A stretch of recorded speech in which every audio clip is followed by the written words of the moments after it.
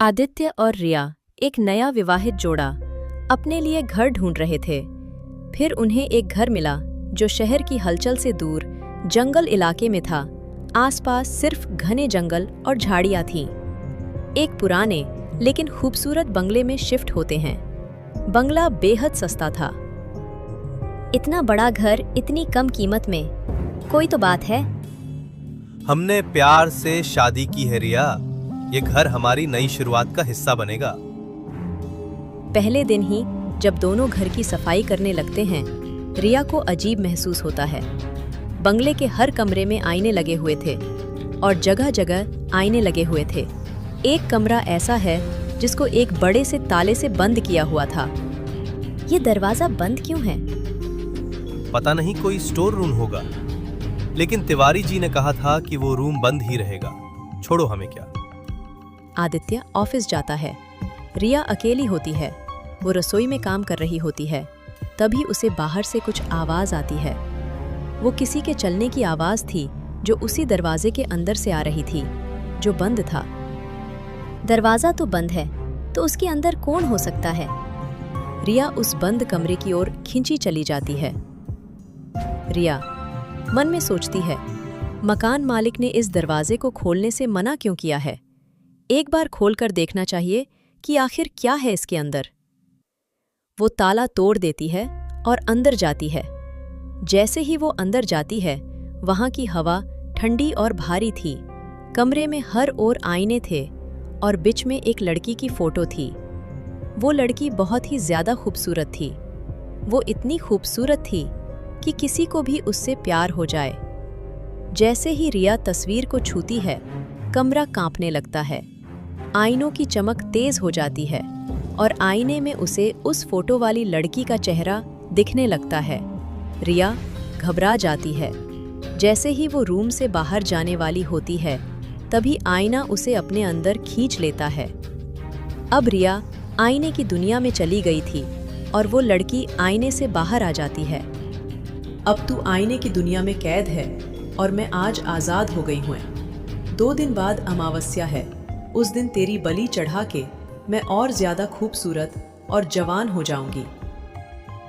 अब वो लड़की रिया का रूप लेकर उस घर में रह रही थी।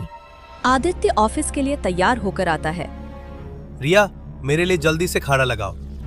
रिया टेबल पे खाना लगाती है, जिसमें चिकन, मछली और ढेर सारे नॉनवेज होते हैं। ये क्या है रिया? तुम्हें पता है ना मुझे नॉनवेज पसंद नहीं है। चलो, मैं ऑफिस में ही कुछ खा लूंगा। वो ऐसे ही आज नॉनवेज बनाने का मन किया। आदित्य ऑफिस चला जाता है और रिया खुद ही नॉनवेज खाने लगती है। ये सब उनके घर की कामवाली देख रही थी। ये मेम साहब को क्या हो गया, जो कभी नॉनवेज पसंद नहीं करती थी, आज राक्षस की तरह खा रही है।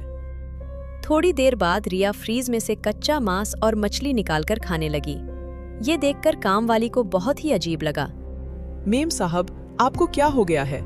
आप तो नॉनवेज पसंद नहीं करती थी, आज आपने खाया और अब ये सब। और कुछ दिनों से आपकी शक्ल भी अलग सी दिखाई दे रही है। तू अपने आप से काम रख, वरना तुझे वहां पहुंचा दूंगी जहां से तू कभी वापस नहीं आ सकती। और हाँ, मेरे लिए रात को एक शराब की बोतल ले आना। रात को रिया ने शराब पी रखी थी। आदित्य ऑफिस से घर आया। उसने देखा कि रिया ने शराब पी है। रिया, ये सब क्या है? तुमने शराब पी है? तुम्हें हो क्या गया है? सवेरे चिकन और अब शराब। तुम ऐसी नहीं थी। एक रात जब आदित्य की नींद खुलती है, वो देखता है रिया आईने के सामने बैठी है और कुछ मंत्र बोल रही है, और आईने में उसे अपनी पत्नी रिया कैद दिखाई देती है। अब आदित्य जान गया ये रिया नहीं है। वो भागा भागा गया उस आदमी के पास जिससे उसने ये बंगला लिया था। शेखावत जी, आदित्य ने सब कुछ बताया। ये बंगला किसी जमाने में एक राजा का महल था। उसकी बेटी राजकुमारी वेदिका अप्सरा जैसी खूबसूरत थी, लेकिन तंत्र विद्या में निपुण थी। वो हर अमावस पर किसी लड़की की बलि देती थी ताकि वो हमेशा खूबसूरत और जवान बनी रहे।